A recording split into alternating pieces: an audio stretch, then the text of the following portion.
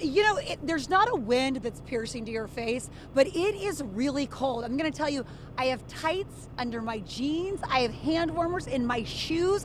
I have 4 layers on and the biggest puffy jacket I have without going into my ski gear, okay, that I haven't used in 10 years.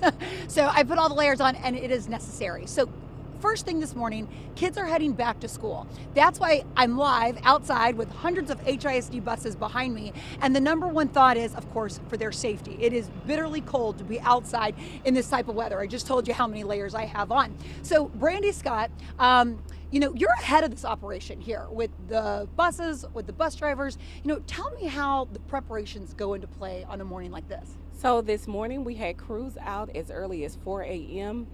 Checking buses, starting buses, turning heaters on to make sure that the students get a safe and warm ride to school this morning. Now, how long does it usually take for a bus to get warm?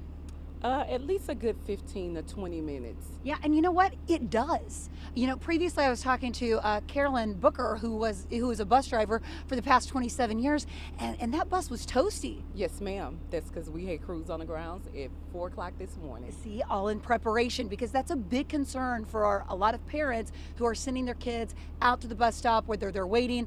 So on a morning like this, you know, what do you recommend for parents, or as they walk their kids to the bus stop, you know, what would you tell them? Just bundle those babies up.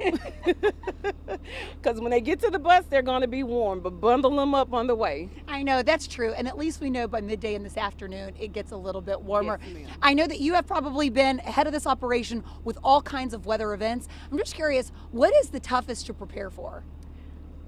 Maybe the hurricanes. Yeah. Those are the ones that kind of take the most preparedness. It means getting units stationary in the place so that they're able to go out and assist where needed. Yeah, I understand. Now, you're bundled up, I'm bundled up. It's hard to even talk when you're cold, right? So I put hand warmers in my gloves and in my feet. So I've been telling, you know, they've been asking me, is it as cold as what we're showing? Yes, it is. Yeah. It's cold.